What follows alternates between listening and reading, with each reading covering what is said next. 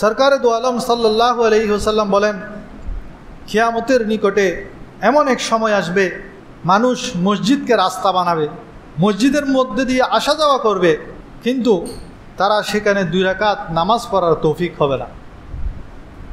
যেমন মসজিদের মধ্যে প্রস্রাব পায়খানা করার জন্য আসবে, দুপুরের প্রচণ্ড গরমের মধ্যে মসজিদের বারান্দায় এসে ঘুমাতে আসবে, মসজিদের ফ্যান ছেড়ে ঘুমাবে, মসজিদের কল থেকে পানি নিয়ে যাবে, টয়লেট ব্যবহার করবে, কিন্তু তবুও তাদের 2 রাকাত নামাজ পড়ার সুযোগ হবে না। এটা কিয়ামতের আগের নমুনা আল্লাহ রসুল সাল্লাল্লাহু আলাইহি ওয়াসাল্লাম বলেছেন। সেই সময়টা আমরা দেখি বিভিন্ন জায়গায় মসজিদের পানি ব্যবহার করে, টয়লেট ব্যবহার করে মসজিদের মধ্যে এসে ঘুমায়, কিন্তু মসজিদে 2 রাকাত নামাজ পড়ার তার তৌফিক হয় না। তাদের ব্যাপারে আল্লাহ রসুল সাল্লাল্লাহু আলাইহি ওয়াসাল্লাম আফসোস করে বলেছেন, আমার উম্মতের লোকেরা কিয়ামতের আগে এই কাজগুলো করবে। আল্লাহ তাআলা আমাদেরকে এই কাজ থেকে বিরত থাকার তৌফিক দান করুন। বাইহাকি শরীফের 2728 নম্বর হাদিস, যারা মসজিদের সাথে অন্তরকে জড়িয়ে রাখে সে কিয়ামতের দিন নিরাপত্তার সাথে পলসিরাত পার হবে, পলসিরাত পার হতে তার কোনো বাধা বিপত্তি আসবে না। বুখারী শরীফের 660 নম্বর হাদিস, কিয়ামতের দিন 7 প্রকার লোককে আরশের ছায়ার মধ্যে স্থান দেয়া হবে।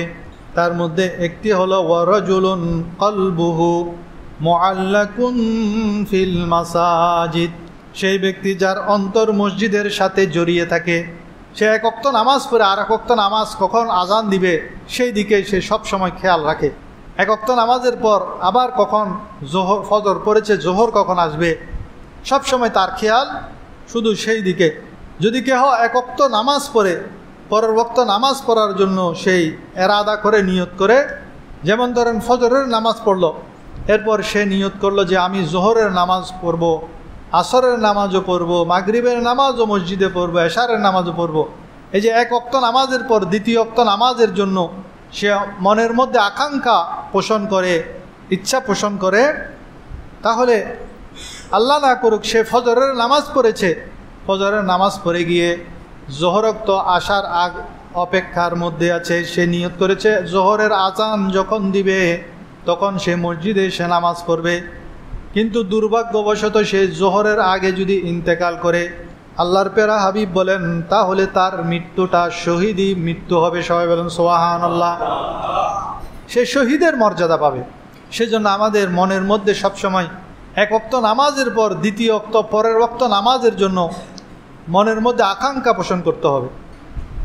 সরকারে দু আলম সাল্লাল্লাহু আলাইহি ওয়াসাল্লাম মক্কা থেকে মদিনায় হিজরত করে সর্বপ্রথম নিজের ঘর তৈরি করেন নাই, তিনি প্রথমে মসজিদে কোবা তৈরি করেছেন।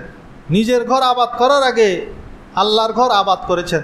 সাহাবায়ে কেরামের জীবনীর মধ্যেও যদি আমরা দেখি, তারা নিজের ঘর সৌন্দর্য বাড়ানোর জন্য তেমন তৎপর ছিলেন না, আল্লাহর ঘর আবাদ করার জন্য, আল্লাহর ঘরকে সুন্দর করার জন্য, পরিপূর্ণ করার জন্য তারা যতটুকু তৎপর ছিল। এখন তো আমরা নিজেদের ঘর বাড়িকে সুন্দর করার জন্য বেশি তৎপর, কিন্তু আল্লাহর ঘরের কি অবস্থা সেটা আমরা খবর নিই না। নবী করিম সাল্লাল্লাহু আলাইহি সাল্লাম নিজ হাতে মসজিদে কোবা তৈরি করেছেন। সেজন্য হাদিস শরীফের মধ্যে আছে, কেউ যদি ঘরের মধ্যে উজু করে পবিত্রতা অর্জন করে মসজিদে কোবার মধ্যে গিয়ে 2 রাকাত নামাজ পড়ে, তাহলে একটি পরিপূর্ণ ওমরার সওয়াব তাকে দান করা হয়। সেজন্য যারা মদিনা শরীফ যান তারা মসজিদে কোবার মধ্যে সফর করেন। আল্লাহর প্যারা হাবিব প্রতি শনিবারে মসজিদে কোবার মধ্যে গিয়ে 2 রাকাত নামাজ পড়তেন। তা আমাদেরও যদি তৌফিক হয়, তাহলে আমরাও যদি মদিনা শরীফ যাওয়ার তৌফিক হয়, মসজিদে কোবাতে গিয়ে 2 রাকাত যদি নামাজ পড়ি, তাহলে একটি পরিপূর্ণ ওমরার সওয়াব আল্লাহ আমাদেরকে দান করবেন। এই মসজিদে কোবা আল্লাহর প্যারা হাবিব সাল্লাল্লাহু আলাইহি ওয়াসাল্লাম নিজ হাতে তৈরি করেছেন। সরকারে মদিনা সাল্লাল্লাহু আলাইহি ওয়াসাল্লাম ইরশাদ করেন, যেই লোক সদা মসজিদকে আবাদ করে, মসজিদে নামাজ পড়ে, জিকির আজকার করে, মসজিদের সেবা করে, সে যখন অসুস্থ হয়ে যায় তখন ফেরেশতারা ওই ব্যক্তির সেবা শুশ্রূষা করার জন্য তার ঘরের মধ্যে চলে যায়। সবাই বলেন সুবহানাল্লাহ। আপনি 5 ওয়াক্তে 5 বার মসজিদে আসেন, কিন্তু হঠাৎ আপনি অসুস্থ হয়ে গেলেন, মসজিদে আসতে পারতেছেন না, দুনিয়ার অন্যান্য বন্ধুবান্ধব আত্মীয় স্বজন আপনার সেবা করার আগে ফেরেশতারা গিয়ে আপনার সেবা শুশ্রূষা করা আরম্ভ করে দিবেন। তাহলে ফেরেশতাদের সেবা পাওয়ার জন্য আমাদের কি করতে হবে? 5 ওয়াক্তে 5 বার মসজিদের মধ্যে এসে নামাজ পড়তে হবে। আল্লাহ তাআলা আমাদেরকে তৌফিক দান করুন।